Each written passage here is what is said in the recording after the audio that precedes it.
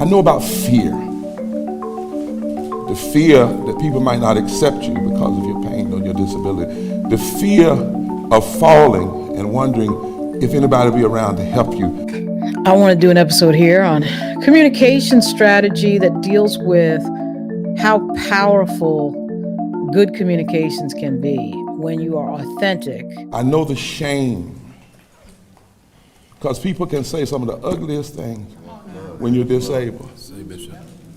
I went somewhere one time to preach, and somebody, I heard them, because they can't whisper. They said, he looked like he needed to be in a hospital, not in the pulpit. And then after I finished preaching, they had all of these adulations, and I just said, wow. And when you are standing in your truth and you're telling the truth as you know it in a powerful way. And for this example, I'm using Dr. Reverend William Barber of North Carolina. I know about wanting to do things with your children or your sons, and you can't do it. What happened with Dr. Barber is that over this past week, he went to view a showing in North Carolina, Greenville, North Carolina, of the new color Purple, which is now a musical.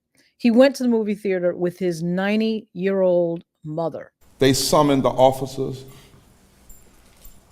with guns. They caused me to leave my mother. They called for arrest and eventually described me as arguing and disturbing, not debating what they were doing. They asked the police to remove me. One said, and if he doesn't leave, charge him with trespassing. The other manager also said, you need to go get a note from your doctor and then come back. Dr. Barber deals with a disability, an arthritic condition that stiffens his joints such that he cannot sit low in a normal chair, in a low chair. And you know how these theater seats are, right? They're pretty low chairs. And I know that some of the theaters have these really cool lounger type chairs, which are very nice, but I suspect that this theater was not that type of theater. There was a video of the interaction that Barber would later have with the police, but to finish the story, he goes to the theater. He has to take a special chair with him, which is a higher up chair with no arms that he takes with him all over the place. I'm not ashamed, and I'm not ashamed of this chair I have to use. Put that chair. It's been on Broadway. Come on. No, not under me. Put it right here. It's been in the Lion King. It's been in the White House. It's been at Congress when I prayed to open the house in Congress. It's been in restaurants. It's been in mama kitchens and fancy restaurants. It's been everywhere. Hallelujah, chair. It's been everywhere. Goes to the movie theater in Greenville. He's got his special chair he brings with him all over the place, literally to the White House, to theaters, to whatever. And of course, as most people know who've been to the theater, there's usually a section in the theater, just as there is in most baseball stadiums, for the handicapped, for people in wheelchairs, for people who are disabled, for people who need more room to sit than just in a normal seat. He brings the chair. Two managers come out at the theater. He gets into an argument with them, and they throw him out of the theater. And he has to leave his 90-year-old mother at the theater alone as he deals with the cops outside. That's the backstory. It leads to a moment where the CEO of AMC Theaters, which is a multi-billion-dollar business, had to call Reverend Barber later and apologize, and is planning now to meet with Reverend Barber next week. What this cannot be is about a personality, because then that even worsens the situation. If the issue is we're going to treat you right based on your personality or your popularity, then that's another form of discrimination.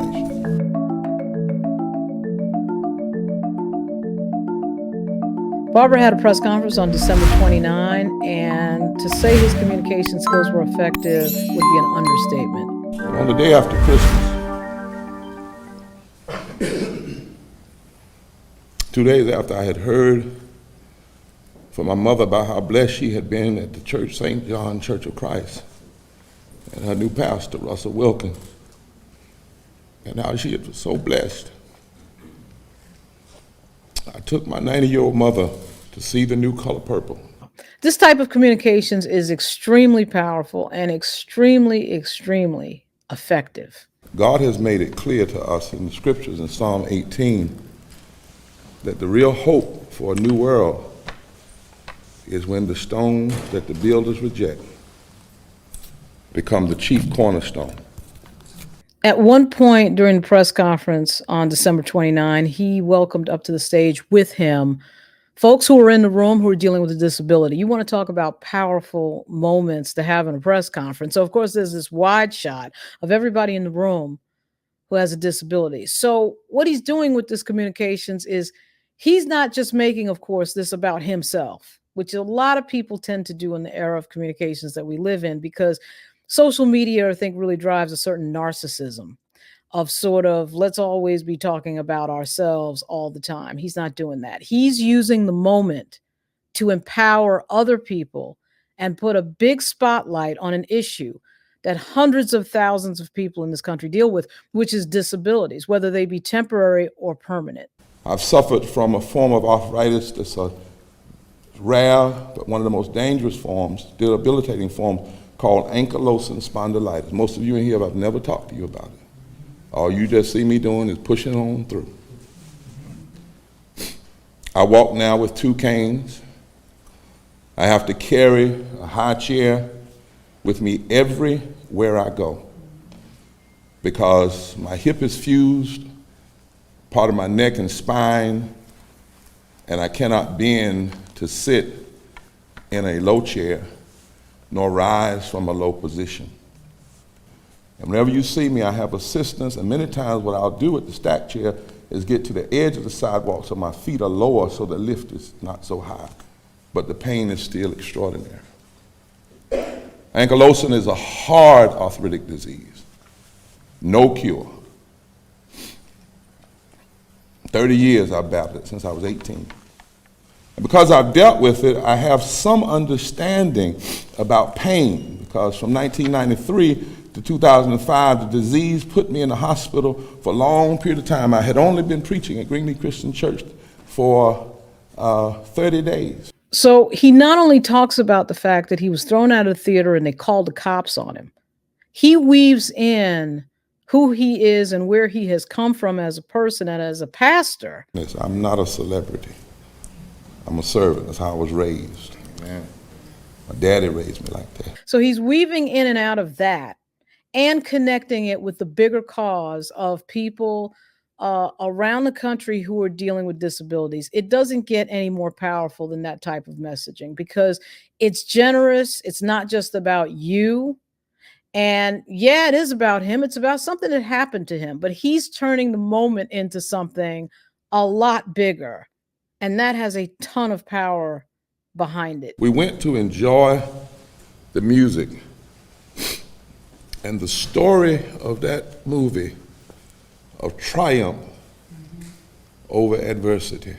He goes ahead and he blends the story, his mother's story, The Color Purple, the movie The Color Purple. I mean, you could not have a better example of how to communicate in a way that anyone listening to this can identify with, because even if you're not personally disabled, most people know someone who's disabled, a relative, a friend. It's extremely powerful in connecting messaging. The movie was a gift to my mother. They went to see a matinee, not to see the movie in prime time where most people might show up. And they picked a certain theater, a certain location, and the movie was kind of a celebratory moment for his mother. Going to this movie this week was supposed to be a gift to me and a gift to her. She had said to me that she would love to spend some time with me because, you know, I'm always here and there. She travels sometime with me to Connecticut, where I'm not teaching. But this year, for some reason, she said, I would love to spend Christmas with you. He turned what I think most people might see as something that is a 1-day or 2-day news story into what is likely to be something that goes on for a few months. Morally and theologically, this whole thing is bigger than me. See, the law is clear. Yes. And for 2 managers to wrongfully make this decision, and I've deliberately not called their names, and I will not because I don't want them, I'm praying for them even now. There you go. It should have never been a police escalation situation. Never been threatened to be charged with trespassing. First of all, I paid to go. And paid to make sure that they had the handicapped spaces that sometimes are present in theaters. The law is clear. Title III prohibits discrimination on the basis of disability in the activities of places of public accommodation. Businesses that are generally open to the public and that fall into one of 12 categories: restaurants, movie theaters, schools, daycare facilities, recreation facilities, doctor's offices. And it took a lot for this law to come into existence, because it used to be for disabled folk, go somewhere, get out of the way, and let the rest of us do what we want to do. And let me say here that the police in this instance were asked to do something they should have not been asked to do. And in this instance, they handled it professionally. I've spoken with the Greenville Chief of Police, who has been gracious, kind, attentive. His officers that night were the same. In fact, I could tell they didn't even want to be there. I could tell it by their body language, their eyes, and even what they said. As soon as I was outside, they said they were sorry and left. You know what I'm saying? I ain't pressing no charges. And the reason I left is because they said that the manager said if they arrest me, they'd have to clear the whole theater. And I didn't want to mess up everybody.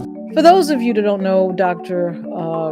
William Barber, he's a pretty well-known civil rights leader, not just in North Carolina, where he used to be the president of the NAACP, but really around the country.